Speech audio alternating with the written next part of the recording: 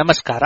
ಇದು ಜಾಣ ಸುದ್ದಿ, ವಿಜ್ಞಾನ, ವಿಚಾರ ಹಾಗೂ ವಿಸ್ಮಯಗಳ ಧ್ವನಿ ಪತ್ರಿಕೆ. ದಿನದಿನವೂ ವಿಜ್ಞಾನ.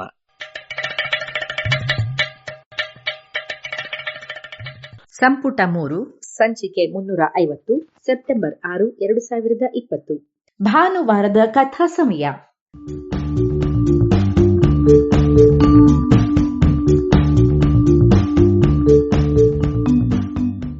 ನೆರವು ಶ್ರೀಮತಿ ನಾಗರತ್ನ ಸ್ಮಾರಕ ಅನುದಾನ.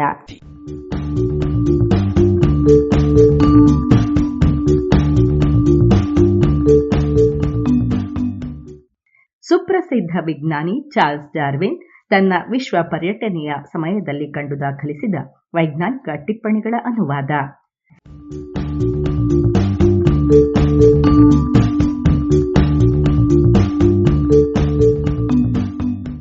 ಬೀಗಲ್ ಸಾಹಸಯಾನ ಸಂಚಿಕೆ 104.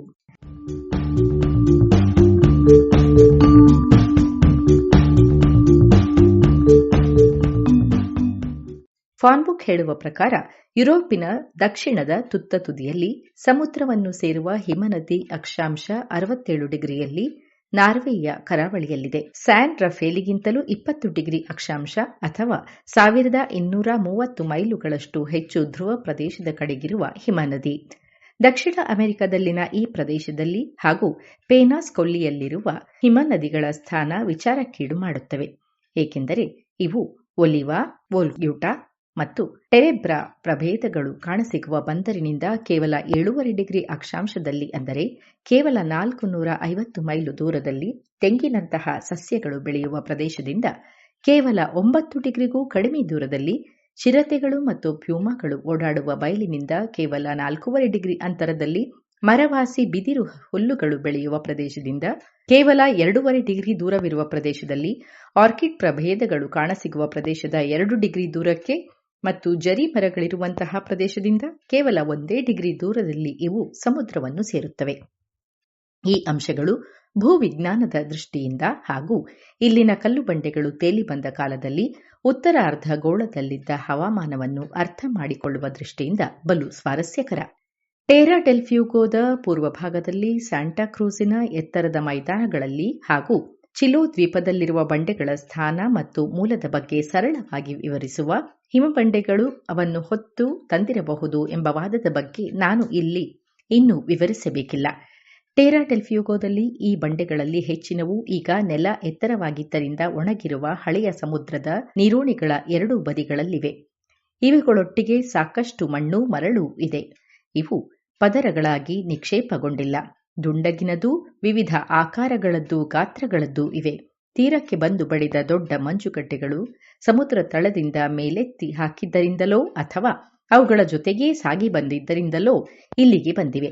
ಈ ಎತ್ತರದ ಪರ್ವತಗಳ ಬಳಿ ಅಡ್ಡಾದಿಡ್ಡಿ ಹರಡಿಕೊಂಡಿರುವ ಬಂಡೆಗಳನ್ನು ಹಿಮನದಿಗಳೇ ದೂಡಿಕೊಂಡು ಬಂದಿವೆ ಎಂದು, ಪರ್ವತಗಳಿಂದ ದೂರದಲ್ಲಿ ಕೆಸರಿನಲ್ಲಿ ಹೂತುಕೊಂಡಿರುವ ಬಂಡೆಗಳನ್ನು ನದಿಗಳಲ್ಲಿ ತೇಲಿ ಬಂದ ಮಂಜುಗಡ್ಡೆಗಳು ಹೊತ್ತು ತಂದಿರಬೇಕು ಅಥವಾ ಅವು ತೀರದಲ್ಲಿದ್ದ ಮಂಜುಗಡ್ಡೆಯ ಮೇಲೆ ಇದ್ದಿರಬೇಕು ಎಂಬುದರ ಬಗ್ಗೆ ಯಾವ ಭೂವಿಜ್ಞಾನಿಗೂ ಸಂಶಯವೇ ಇಲ್ಲ. ಈ ಬಂಡೆಗಳ ಸಾಗಣೆಗೂ ಒಂದಲ್ಲ ಒಂದು ಬಗೆಯ ಮಂಜುಗಡ್ಡೆ ಇರುವುದಕ್ಕೂ ಸಂಬಂಧವಿದೆ ಎನ್ನುವುದು ಅವು ನೆಲದ ಮೇಲೆ ಹರಡಿಕೊಂಡಿರುವ ರೀತಿಯಲ್ಲಿಯೇ ಸ್ಪಷ್ಟವಾಗುತ್ತದೆ. ದಕ್ಷಿಣ ಅಮೆರಿಕದಲ್ಲಿ ಇವು ದಕ್ಷಿಣ ಧ್ರುವದಿಂದ ಅಳೆದಾಗ 48 ಡಿಗ್ರಿ ಅಕ್ಷಾಂಶದಿಂದ ದೂರದಲ್ಲಿ ಎಲ್ಲಿಯೂ ಕಾಣುವುದಿಲ್ಲ. ಉತ್ತರ ಅಮೆರಿಕದಲ್ಲಿ ಹೀಗೆ ಸಾಗಿ ಬಂದ ಬಂಡೆಗಳ ಸೀಮೆ ಉತ್ತರ ಧ್ರುವದಿಂದ 53 ಡಿಗ್ರಿಯವರೆಗೆ ಇದೆ. ಆದರೆ ಯುರೋಪಿನಲ್ಲಿ ಇದು ಅದೇ ನೇರದಲ್ಲಿ ಅಳೆದಾಗ 48 ಡಿಗ್ರಿ ಅಕ್ಷಾಂಶಕ್ಕಿಂತ ಹೆಚ್ಚಿಲ್ಲ. ಅದೇ ಅಮೆರಿಕ, ಏಷ್ಯಾ ಮತ್ತು ಆಫ್ರಿಕಾದ ಉಷ್ಣವಲಯದ ನಡುವಿನ ಪ್ರದೇಶಗಳಲ್ಲಿ ಇವು ಕಾಣುವುದೇ ಇಲ್ಲ. ಆಫ್ರಿಕಾದ ಕೇಪ್ ಆಫ್ ಗುಡ್ ಹೋಪ್ ಹಾಗೂ ಆಸ್ಟ್ರೇಲಿಯಾಗಳಲ್ಲೂ ಇಲ್ಲ.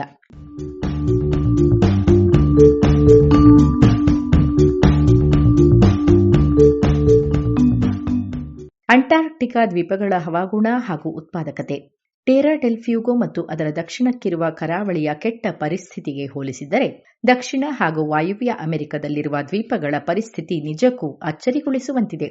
ಸ್ಕಾಟ್ಲೆಂಡಿನ ಉತ್ತರ ಭಾಗಕ್ಕೆ ಸಮನಾದ ಅಕ್ಷಾಂಶದಲ್ಲಿರುವ ಸ್ಯಾಂಡ್ವಿಚ್ ಲ್ಯಾಂಡ್ ಪ್ರದೇಶವನ್ನು ಕ್ಯಾಪ್ಟನ್ ಕುಕ್ ಆ ವರ್ಷದ ಅತಿ ಬಿಸಿಯಾದ ತಿಂಗಳಲ್ಲಿ ಪತ್ತೆ ಮಾಡಿದ್ದ.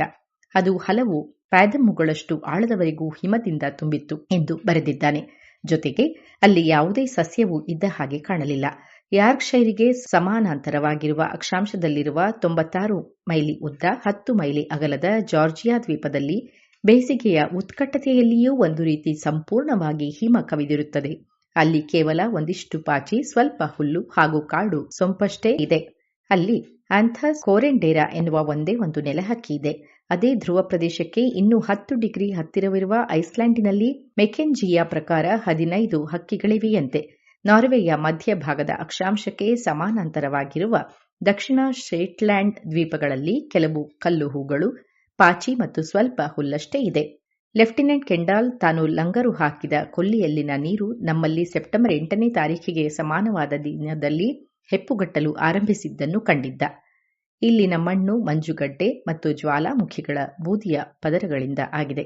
ಮೇಲ್ಮೈಯಿಂದ ಅನತಿ ಆಳದಲ್ಲಿಯೇ ಅದು ಶಾಶ್ವತವಾಗಿ ಹೆಪ್ಪುಗಟ್ಟಿಬಿಟ್ಟಿದೆ. ಇದು ಹೇಗೆ ಗೊತ್ತಾಗಿದ್ದೆಂದರೆ, ಲೆಫ್ಟಿನೆಂಟ್ ಕೆಂಡಾಲ್ ಅಲ್ಲಿ ಬಹಳ ಹಿಂದೆ ಹೂತು ಹೋಗಿದ್ದ ವಿದೇಶಿ ನಾವಿಕನ ಶವವನ್ನು ಕಂಡಿದ್ದ. ಅದರ ಮಾಂಸ ಮೂಳೆಗಳೆಲ್ಲವೂ ಹಾಗೆಯೇ ಉಳಿದಿದ್ದವು. ಹೀಗೆ ಉತ್ತರ ಗೋಳಾರ್ಧದಲ್ಲಿರುವ 2 ಬೃಹತ್ ಭೂಖಂಡದಲ್ಲಿಯೂ ಬಲು ಕಡಿಮೆ ಅಕ್ಷಾಂಶದಲ್ಲಿಯೇ ನೆಲ ಸಂಪೂರ್ಣ ಹಿಮಗಟ್ಟಿರುವುದು ಹಾಗೂ ಈ 2 ಭೂಭಾಗಗಳ ನಡುವೆ ಇರುವ ಯುರೋಪಿನಲ್ಲಿ ಹಾಗಿಲ್ಲದಿರುವುದು ಬಲು ವಿಶೇಷವಾದ ಸಂಗತಿ. ಉತ್ತರ ಅಮೆರಿಕದಲ್ಲಿ 50 ಡಿಗ್ರಿ ಅಕ್ಷಾಂಶದಲ್ಲಿ ಕೇವಲ 3 ಅಡಿ ಆಳದಲ್ಲಿಯೂ, 62 ಡಿಗ್ರಿ ಅಕ್ಷಾಂಶದಲ್ಲಿರುವ ಸೈಬೀರಿಯಾದಲ್ಲಿ 10 ರಿಂದ 12 ಅಡಿಗಳಷ್ಟು ಆಳದಲ್ಲಿಯೂ ನೆಲ ಹೆಪ್ಪುಗಟ್ಟಿರುತ್ತದೆ. ಇದು ದಕ್ಷಿಣ ಭೂಗೋಳಾರ್ಧದ ಅದೇ ಅಕ್ಷಾಂಶದಲ್ಲಿರುವುದರ ವ್ಯತಿರಿಕ್ತ ಸ್ಥಿತಿ. ಉತ್ತರದ ಖಂಡಗಳಲ್ಲಿ ಚಳಿಗಾಲ ಬಲು ಶೀತಲವಾಗಿರುತ್ತದೆ. ಬಲು ವಿಸ್ತಾರವಾದ ಭೂಭಾಗದಿಂದ ಶಾಖ ನಿಚ್ಚಳವಾದ ಆಕಾಶದಲ್ಲಿ ಹರಡಿ ಹೋಗುತ್ತದೆ. ಸಮುದ್ರದಿಂದ ಬೀಸುವ ಬಿಸಿ ಗಾಳಿಯಿಂದ ಇದು ಬೆಚ್ಚಗಾಗುವುದಿಲ್ಲ. ಅದೇ ಬೇಸಿಗೆಯೋ ಚುಟುಕಾದರೂ ಬಲು ಬಿಸಿ. ದಕ್ಷಿಣದ ಸಮುದ್ರಗಳಲ್ಲಿ ಚಳಿಗಾಲ ಅಷ್ಟೊಂದು ಶೀತಲವಾಗಿರುವುದಿಲ್ಲ, ಆದರೆ ಬೇಸಿಗೆಯೂ ಅಷ್ಟೊಂದು ಬಿಸಿಯಾಗಿರುವುದಿಲ್ಲ. ಏಕೆಂದರೆ ಚಳಿಗಾಲದಲ್ಲಿಯೂ ಮೋಡ ಕವಿದ ಆಕಾಶವು ಬಿಸಿಲಿನಿಂದ ಸಮುದ್ರ ಬಿಸಿಯೇರಲು ಬಿಡುವುದಿಲ್ಲ. ಸಮುದ್ರವೂ ಕೂಡ ಉಷ್ಣವನ್ನು ಹೀರುವುದಿಲ್ಲ. ಆದ್ದರಿಂದ ವರ್ಷದ ಎಲ್ಲ ಕಾಲದಲ್ಲೂ ಸರಾಸರಿ ಉಷ್ಣತೆಯೂ ನೆಲದಡಿಯ ಬಿಸಿಯಷ್ಟೇ, ಇದೇನೂ ಹೆಚ್ಚಿರುವುದಿಲ್ಲ. ಆದ್ದರಿಂದ ಹೆಚ್ಚು ಬಿಸಿಯಾದ ಬೇಗೆಯಿಂದ ಇಲ್ಲವೇ ಅತಿ ಶೀತದಿಂದ ರಕ್ಷಣೆ ಬೇಕಿಲ್ಲದಂತಹ ಕುರುಚಲು ಗಿಡಗಳಷ್ಟೇ ಇಲ್ಲಿನ ಸಮಶೀತೋಷ್ಣ ಪ್ರದೇಶದಲ್ಲಿ ಬೆಳೆಯಬಲ್ಲುದೇ ಹೊರತು ಉತ್ತರದ ವಿಪರೀತ ಹವಾಮಾನದಲ್ಲಲ್ಲ.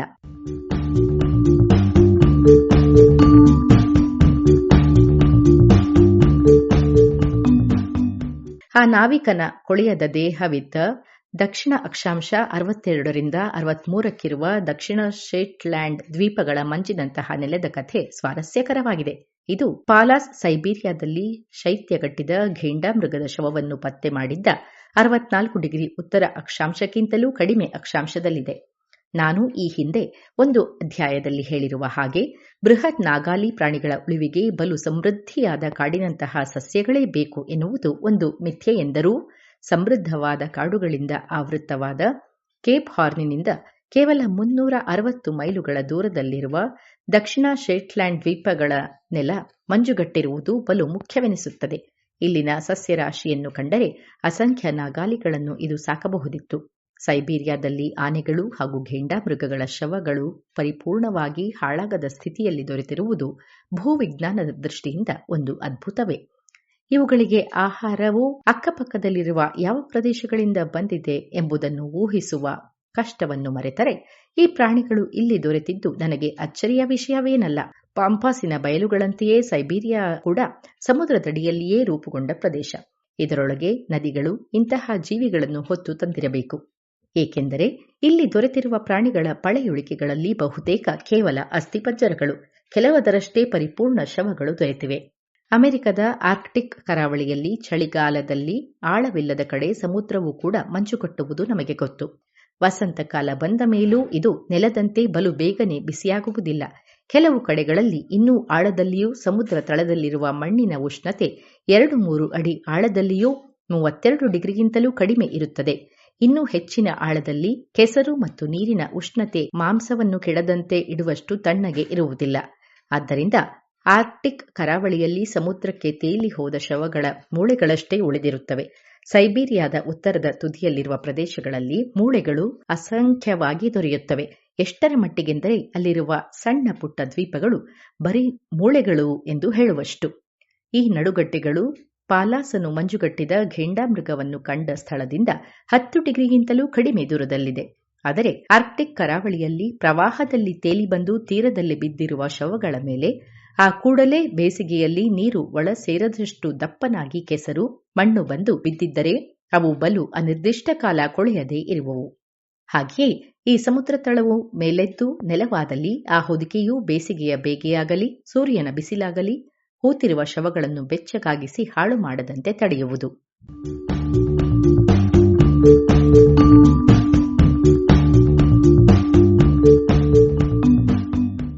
ಇದು ಇಂದಿನ ಕಥಾ ಸಮಯ. ಅನುವಾದ ಕೊಳ್ಳೇಗಾಲ ಶರ್ಮಾ. ಜಾಣ ಧ್ವನಿ ಶ್ರೀಮತಿ ಭಾರತಿ.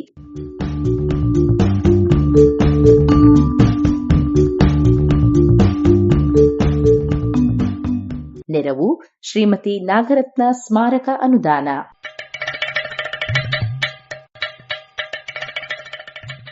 ಜಾಣ ಸುದ್ದಿಯ ಬಗ್ಗೆ ಸಲಹೆ ಸಂದೇಹಗಳು ಇದ್ದಲ್ಲಿ ನೇರವಾಗಿ 9886640328 ಈ ನಂಬರಿಗೆ ವಾಟ್ಸಪ್ ಮಾಡಿ, ಇಲ್ಲವೇ ಕರೆ ಮಾಡಿ.